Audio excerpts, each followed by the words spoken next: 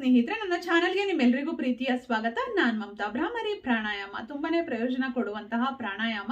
ಹೇಗೆ ಪ್ರಾಕ್ಟೀಸ್ ಮಾಡೋದು, ಏನೆಲ್ಲ ಪ್ರಯೋಜನ ಸಿಗುತ್ತೆ ಅಂತ ಈ ವಿಡಿಯೋದಲ್ಲಿ ತಿಳಿಸ್ತಾ ಇದ್ದೀನಿ. ದಯವಿಟ್ಟು ವಿಡಿಯೋವನ್ನ ಸ್ಕಿಪ್ ಮಾಡದೆ ಕೊನೆವರೆಗೂ ನೋಡಿ. ವಿಡಿಯೋ ಇಷ್ಟ ಆದರೆ ವಿಡಿಯೋವನ್ನ ಲೈಕ್ ಮಾಡಿ, ವಿಡಿಯೋವನ್ನ ಶೇರ್ ಮಾಡಿ.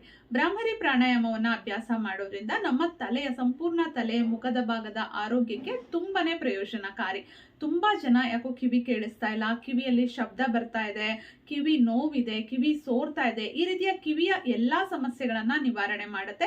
ಮೆದುಳಿನ ಆರೋಗ್ಯಕ್ಕೆ ತುಂಬಾನೇ ಒಳ್ಳೇದು. ತುಂಬಾ ಕೋಪ ಬರುತ್ತೆ, ತುಂಬಾ ಟೆನ್ಷನ್ ಮಾಡ್ಕೊಳ್ತೀನಿ, ಆಂಗ್ಸೈಟಿ ಇದೆ, ಈ ರೀತಿಯ ಎಲ್ಲಾ ಸಮಸ್ಯೆ ಇರೋರಿಗೂ ಕೂಡ ಪ್ರಯೋಜನಕಾರಿ ಅಂತಾನೆ ಹೇಳ್ಬೋದು. ಜೊತೆಗೆ ಇದು ನಮ್ಮ ಕೋಪವನ್ನ ಕಡಿಮೆ ಮಾಡುತ್ತೆ, ಕಾನ್ಸಂಟ್ರೇಷನ್ ಅನ್ನ ಜಾಸ್ತಿ ಮಾಡುತ್ತೆ. ತುಂಬಾ ಜನಕ್ಕೆ ನಿದ್ರಾಹೀನತೆ ಸಮಸ್ಯೆ ಇರುತ್ತೆ, ಸರಿಯಾಗಿ ನಿದ್ರೆನೇ ಬರೋದಿಲ್ಲ ಅಂತಿರ್ತಾರೆ ಅಲ್ವಾ. ಅಂತವರು ಈ ಒಂದು ಪ್ರಾಣಾಯಾಮವನ್ನ ಅಭ್ಯಾಸ ಮಾಡೋದ್ರಿಂದ ನಿದ್ರಾಹೀನತೆ ನಿವಾರಣೆ ಆಗತ್ತೆ ಸ್ನೇಹಿತರೆ.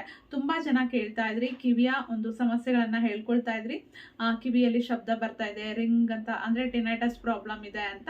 ಅಂತವರು ಈ ಒಂದು ಪ್ರಾಣಾಯಾಮವನ್ನ ಅಭ್ಯಾಸ ಮಾಡಿ. ಜೊತೆಗೆ ನನ್ನ ಚಾನೆಲ್ ಅಲ್ಲಿ ಆಲ್ರೆಡಿ ನಾನು ಎಕ್ಸರ್ಸೈಸ್, ಮಸಾಜ್, ಮುದ್ರೆಗಳನ್ನ ಕೂಡ ತಿಳಿಸಿದ್ದೀನಿ ಕಿವಿಯ ಸಮಸ್ಯೆಗೆ. ಅದ್ರ ಜೊತೆಗೆ ಈ ಪ್ರಾಣಾಯಾಮವನ್ನ ಕೂಡ ಅಭ್ಯಾಸ ಮಾಡಿದ್ರೆ ತುಂಬಾ ಒಳ್ಳೆ ಪ್ರಯೋಜನ ಸಿಗುತ್ತೆ ಸ್ನೇಹಿತರೆ. ಹಾಗಿದ್ರೆ ಬ್ರಾಹ್ಮರಿ ಪ್ರಾಣಾಯಾಮವನ್ನ ಯಾವ ರೀತಿ ಅಭ್ಯಾಸ ಮಾಡೋದು? ಖಾಲಿ ಹೊಟ್ಟೆಯಲ್ಲಿ ಮಾಡಿ, ಬೆಳಗ್ಗೆನೆ ಮಾಡಿದ್ರೆ ತುಂಬಾನೇ ಒಳ್ಳೇದು. ನಿದ್ರಾಹೀನತೆ ಇರೋರು ರಾತ್ರಿ ಮಲಗೋದಕ್ಕಿಂತ ಮುಂಚೆ ಮಾಡಿ ಕೂಡ ಮಲಗಬಹುದು.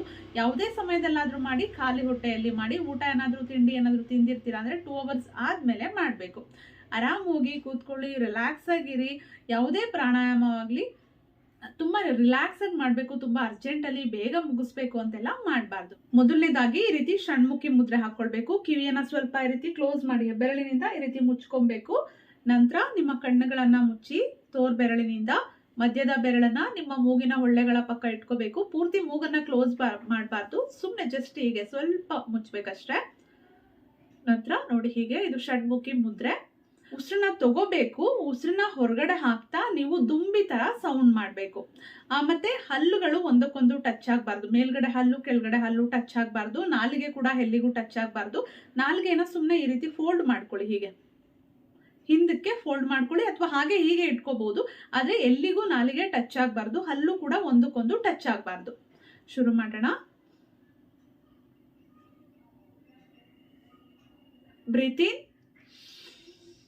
breathe out.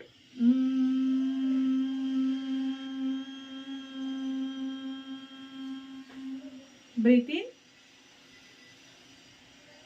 breathe out.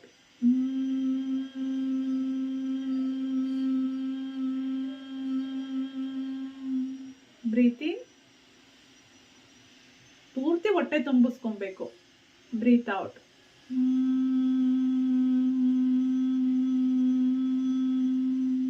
Breathe in, breathe out.